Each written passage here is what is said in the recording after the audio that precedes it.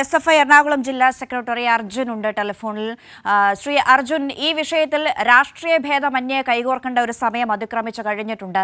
ആ വിധത്തിലാണ് നമ്മൾ അതിനെ ചർച്ച ചെയ്യേണ്ടതും. ക്യാമ്പസുകൾ ഈ വിധമല്ലല്ലോ കൈകാര്യം ചെയ്യപ്പെടേണ്ടത്. തീർച്ചയായിട്ടും ഇതിനകത്ത് ഈ നാടിനെ ആകമാനം വലിയ വിപത്തിലേക്ക് എത്തിക്കുന്ന ലഹരിക്കെതിരെ എല്ലാവരും ഒറ്റക്കെട്ടായി തന്നെ പ്രതിരോധ രംഗത്തിറങ്ങണം എന്നുള്ള നിലപാട് തന്നെയാണ് സഭയ്ക്കുള്ളത്. SFI ആ മാതൃക സ്വീകരിച്ചുകൊണ്ട് കാലങ്ങളായി ക്യാമ്പസുകളെ ഇത്തരത്തില് ലഹരി മാഫിയ കേന്ദ്രങ്ങൾക്ക് വിട്ടുകൊടുക്കില്ല എന്ന നിലപാട് സ്വീകരിച്ചു തന്നെയാണ് നമ്മൾ ക്യാമ്പസുകൾക്കകത്ത് പ്രവർത്തിക്കുന്നത്, വിദ്യാർത്ഥികളെ സംഘടിപ്പിക്കുന്നത്. ഇന്നലെ സംഭവിച്ച വിഷയത്തിന്റെ ഭാഗമായി ഇത് രാഷ്ട്രീയവൽക്കരിക്കുന്നതെന്ന് പറയുമ്പോൾ ആരാണ് ഇതിനകത്ത് ആദ്യം രാഷ്ട്രീയം ഉൾപ്പെടുത്തിയിട്ടുള്ളത് എന്നുള്ളത് മനസ്സിലാക്കണം. ഇന്നലെ ഏകദേശം എനിക്ക് തോന്നുന്നു 7:30 മണി തൊട്ട് കേരളത്തിനകത്തെ മുഴുവൻ മാധ്യമങ്ങളിലും ഇങ്ങനെ SFI നേതാവിന്റെ കയ്യിൽ നിന്ന് ലഹരി കഞ്ചാവ് പിടികൂടി എന്നുള്ള നിലയിലുള്ള വാർത്ത വരികയാണ്. രാവിലെ ഏകദേശം 1 കിലോ തുടങ്ങി 3 മണി സമയത്തെത്തിയപ്പോൾ 10 കിലോ വരുന്ന കഞ്ചാവ് വരെ പിടികൂടി എന്നുള്ള നിലയിലാണ് പല മാധ്യമങ്ങൾ വാർത്ത കൊടുക്കാൻ വേണ്ടി തയ്യാറായിട്ടുള്ളത്.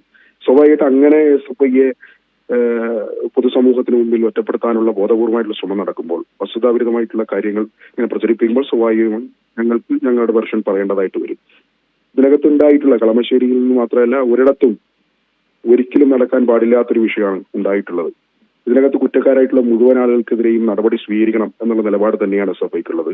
പക്ഷേ ഇതിനകത്ത് ബോധപൂർവം ഇല്ലാത്തൊരു സംഭവത്തിന്റെ പേരിൽ SFIയെ കരിവാരി തേക്കുന്നതിന് വേണ്ടിയിട്ട്, ഒറ്റപ്പെടുത്തുന്നതിന് വേണ്ടിയിട്ടുള്ള ശ്രമം അത് ചെറുക്കുന്നതിന് വേണ്ടിയിട്ട് SFI തയ്യാറാകും.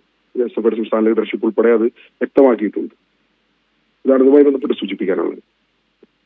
യെസ് അർജുൻ, ആ വിധത്തിലുള്ള വാർത്തകളെ അങ്ങനെ തന്നെയാണ് കാണേണ്ടത്. ഈ SFIക്ക് ഇതിൽ ഉള്ള പങ്കിനെ കുറിച്ചുള്ള തെറ്റായ വിവരങ്ങൾ വ്യാജമായി പ്രചരിപ്പിക്കപ്പെട്ടിട്ടുണ്ട് എന്നുള്ളത് വാസ്തവമാണ്. 2 കിലോയിലധികം കഞ്ചാവ് KSU പ്രവർത്തകന്റെ റൂമിൽ നിന്ന് പിടിച്ചിട്ടും വാർത്തകൾ മറ്റൊരു വിധത്തിൽ പടച്ചുവിടുന്നതിനെ വിമർശിക്കുക തന്നെ ആ സെൻസിൽ തന്നെയാണ് അതിനെ മനസ്സിലാക്കേണ്ടത്. ഈ ക്യാമ്പസുമായി ബന്ധപ്പെട്ട് ഇപ്പോൾ 2 പേർ, പൂർവ്വ വിദ്യാർത്ഥികളായ 2 പേർ KSU പ്രവർത്തകരാണ്. അവർ പോലീസിന്റെ ലിസ്റ്റിൽ ഉൾപ്പെട്ടവരാണ് എന്നുള്ള നിർണായകമായ വിവരങ്ങൾ കൂടി ഈ സമയത്ത് പുറത്തു വരുന്നുണ്ട്. മറ്റു 3 പേർ കൂടി ഈ ലിസ്റ്റിൽ ഉൾപ്പെട്ടിട്ടുമുണ്ട്. അതിന്റെയൊക്കെ പശ്ചാത്തലത്തിലാണ് ഇപ്പോൾ ഈ കേസിന്റെ അന്വേഷണം പുരോഗമിച്ചുകൊണ്ടിരിക്കുന്നത്.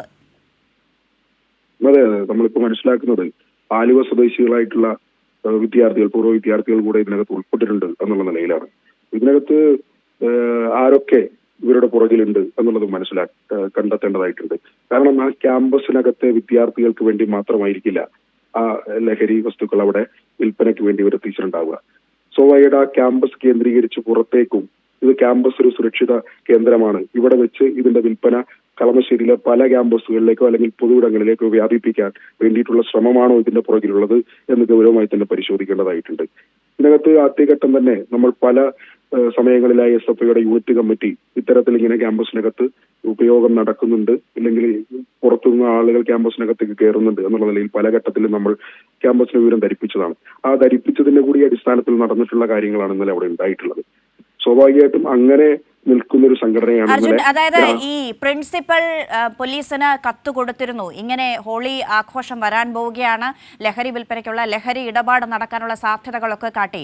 അതിൽ മുൻപ് തന്നെ SFI ഒരു അനുമാനത്തിൽ എത്തിയിട്ടുണ്ട്, വിവരങ്ങൾ കൈമാറിയിട്ടുണ്ടായിരുന്നു എന്നാണോ? അതെ, തീർച്ചയായിട്ടും. നമ്മൾ സംസ്ഥാനത്തെ മുഴുവൻ ഇടങ്ങളിലും സർക്കാർ നടത്തുന്ന ഇത്തരം ലഹരി മാഫിയ സംഘങ്ങളെ ചെറുക്കുന്നതുമായുള്ള നിലപാടുകളുമായി പൂർണ്ണ പിന്തുണ നൽകിക്കൊണ്ടാണ് SFI പ്രവർത്തിച്ചത്. അതിന്റെ ഭാഗമായി തന്നെ നമ്മളും ഇത്തരത്തില് ഇങ്ങനെയുള്ള അനിഷ്ട സംഭവങ്ങൾ ക്യാമ്പസിനകത്ത് ഉണ്ടാവാൻ സാധ്യതയുണ്ട് എന്നുള്ള മുൻകാലങ്ങളിൽ തന്നെ ചൂണ്ടിക്കാണിച്ചിരുന്നതാണ്.